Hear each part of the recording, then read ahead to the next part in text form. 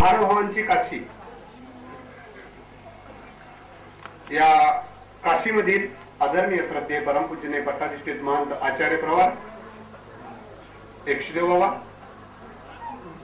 या पूर्ण कार्यक्रमाचे अध्यक्ष आदरणीय श्रद्धेय परम सन्मित्र वाकीकर बाबा, त्याचप्रमाणे आदरणीय श्रद्धेय परमपूजनीय पट्टाधिष्ठित महंत श्री मल्ले बाबा, आदरणीय श्रद्धेय परमपूजनीय पट्टाधिष्ठित महंत श्री महंत बाबा चिरडे, आदरणीय श्रद्धेय परमपूजनीय पट्टाधिष्ठित महंत श्री देनेराज बाबा आणि आपल्या असंख्य संचालक आदरणीय श्रद्धेय श्री बाबाजी, या संस्थेचे अध्यक्ष,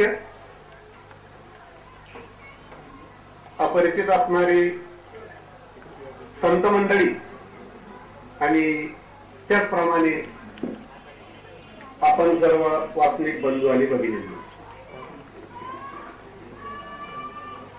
प्रथमतः या नागपूर शहरामध्ये एवढ्या मोठ्या या भव्य आणि दिव्य अशा कार्यक्रमाचं आयोजन करण्यात येतंय हे मी आज प्रत्यक्षात बघतो आहे. त्या अगोदर योग आलेला नव्हता. बऱ्याच वेळा नागपूरमध्ये येण्याचा योग आला, परंतु छोट्या मोठ्या सभा करून पंचावतार करून पंचावताराचं असणार सर्व खिचड काला खाऊन दक्षिणा घेऊन रिटर्नच गेलो. पण तुम्हाला काय देता आलं नाही, विशेष म्हणजे या गटाला काय देता आलं नाही, हा जो बसलेला वर्ग आहे या समाजाला काय देता आलं नाही याबद्दल खंत आहे. आणि ते बरेच वेळ झालं रुक रुक रुक मनामध्ये चाललेले. हा परमार्ग अध्ययन मंदिर तर पुष्कळ असतो. या मंदिराचं नामकरण अशा प्रकारचं आहे, महत्चा अनुभव साहित्य महानुभाव, आणि त्या महानुभावांचं परमार्ग अध्ययन मंदिर ही पहिली घटना नोंद करण्यासारखी या मंदिरात. आणि चक्रधर मंदिर, दत्त मंदिर, कृष्ण मंदिर, गोविंदप्रभू मंदिर अशा मंदिरांची स्थापना करतो, देवाची नावं देतो. काही जे मनाचं मंदिर अनुभवलं मन मंदिर म्हणताय, परंतु हे मंदिर नेमकं कुणाचं आहे तर महानुभाव यांचं मंदिर आहे, हे सगळ्यात महत्वाचा मुद्दा आहे. आणि म्हणून या 20 वर्ष पूर्ण होऊन 20 वर्ष बागायत या कार्याला सुरुवात करून या मंदिराची स्थापना करून या संकल्पनेला सोबत घेऊन 20वा न घेता 21कडे धाव घेत असताना कुणाला चावा न घेता, कुठल्या संपदाला चावा न घेता, कुठल्या गटातटाला चावा न घेता हा 21व्या शतकाकडे धाव घेणारा हा खऱ्या अर्थानं घटक हा महान समजायला पाहिजे हे माझ्या वाटाने मी ठरवलेलं आहे. आणि या मंडळानं काय केलं, आतापर्यंत कुठले कुठले कार्य राबवले हे थोडंच आपण आढावा एकंदरीत या प्रास्ताविकामध्ये ऐकला. यापेक्षा पलीकडे जाऊन मला असं वाटतं खऱ्या अर्थानं त्या नावाला सार्थक करण्याचं कार्य या मंडळाने केलं, यात सर्वच येऊन गेलं. मग डॉक्टर साहेब असतील, त्यांचे मानसपुत्र, आता जी कार्यसंस्था जे कार्यरूपाला लावत आहेत, जे कार्यरत आहेत, कार्य करतायत ते असतील, प्रभू श्री चक्रधरांना दिलेला दिव्य असणारा संदेश हा जनसामान्यांपर्यंत पोहोचून त्यांच्या अंतःकरणामध्ये कसा रुजेल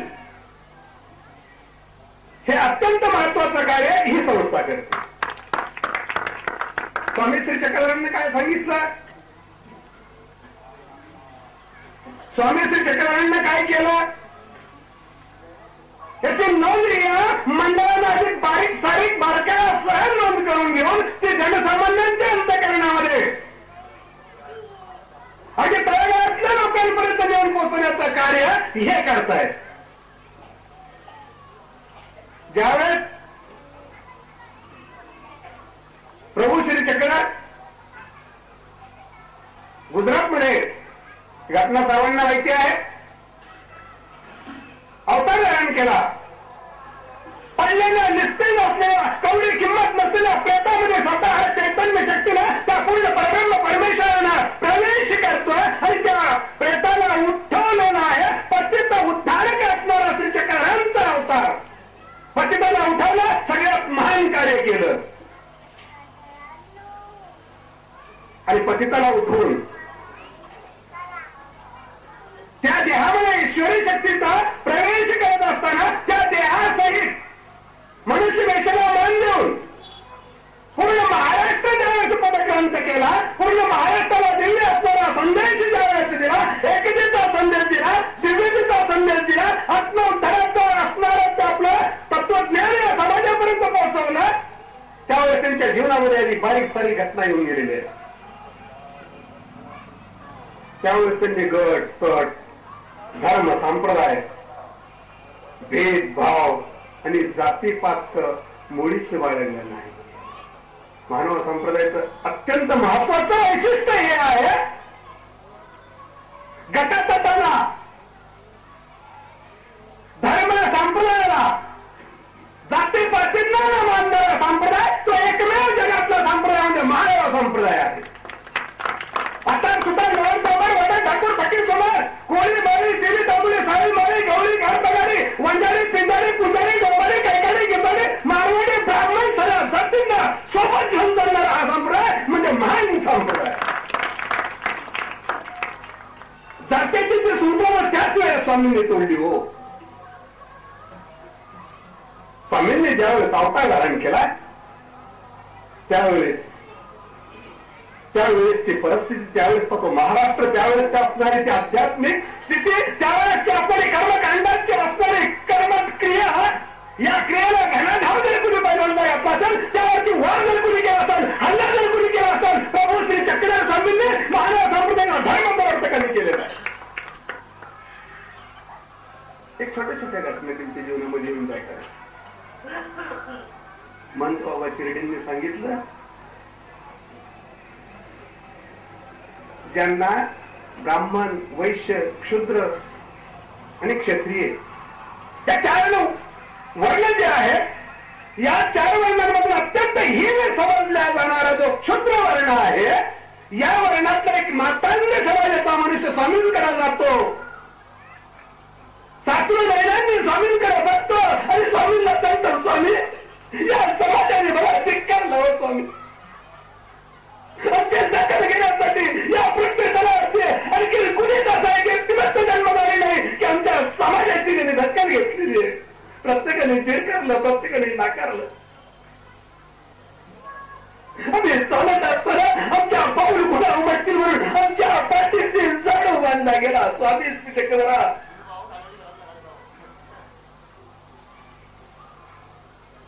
आम्ही चालत असताना, निकामी करत असताना आम्ही त्या भूमीवरती धुंकल्या गेला तर भूमी अपवित्र होती म्हणून आमच्या गळ्यामध्ये गाडगा बांधला गेला. चक्रधरा आत्म्याचा उद्धार होतो असं म्हणणार तत्वज्ञान तू सांगणारा देव, आणि तुझ्या तत्वज्ञानाने आमच्या डोळ्याच्या मी पाहू म्हटलं, त्यांच्या डोळ्यात काढला येणारा हा समाज. चक्रधरा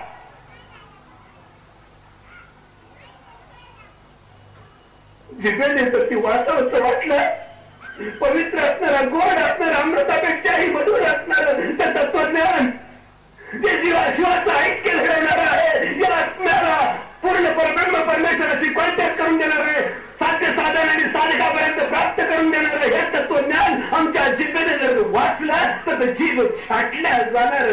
तत्वज्ञान स्वामी श्रीचक्र आम्ही जर वाटलं आमची जीभ कापल्या जायची, आम्हाला वाले उरलेला नाहीये.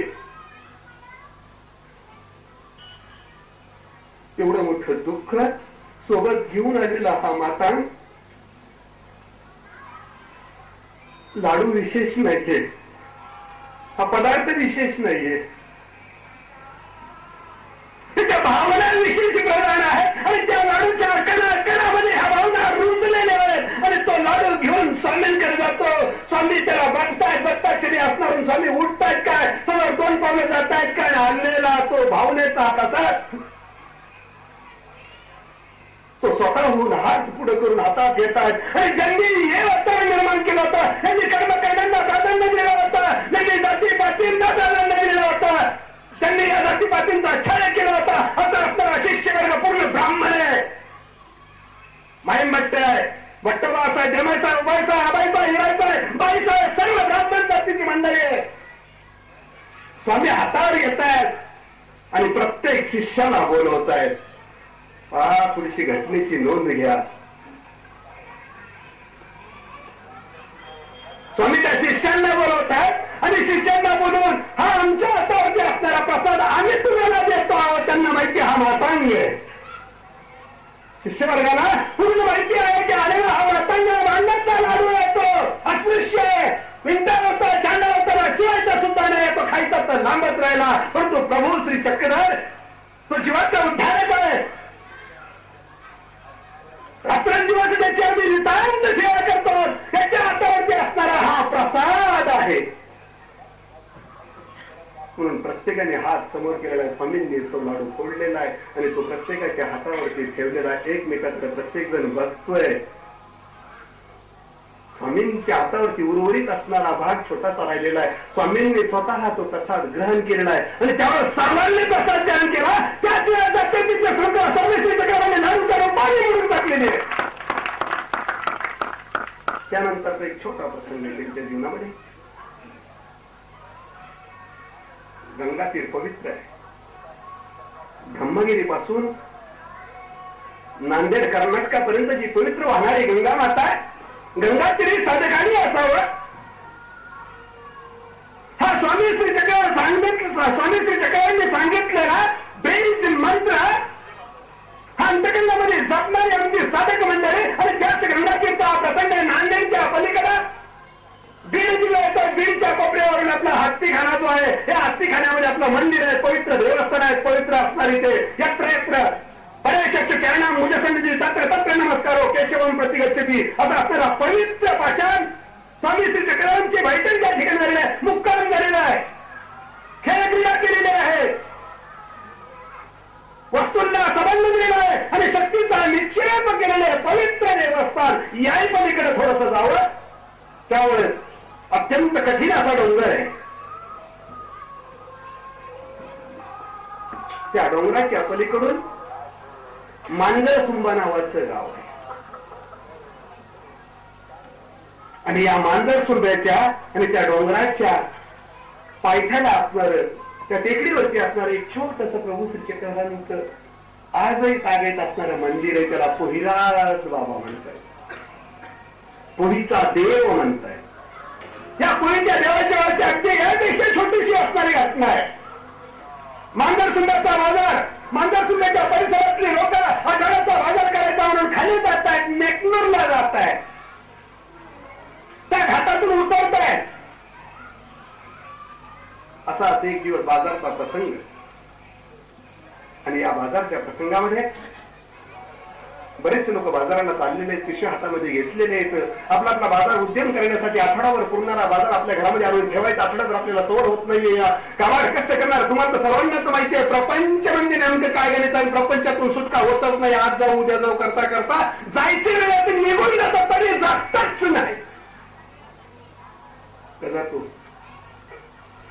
नाही का तीर्थयात्रेची गाडी काढली तुमच्या बाबांनी. बाबाजी आलो असतो पण पुढच्या वर्षी बघून घेऊ. त्यांना पुरीची डिलिव्हरी आलेली. पुढे म्हणतो माहिती मी तुझा थोडं अडचण आली. पुढे इथं सांगताय आता आचारसंहिता आहे, आमची धावपळ झालेली. आपल्याला ते त्यांचं कळून देण्याचं आपलंही त्यांना कळा नाही. एवढं बेभान अवस्थेमध्ये देऊन गेलेली सगळीच जनता, या प्रपंचवाईक असणारी माणसं हा प्रत्येक जण व्यस्त आहे.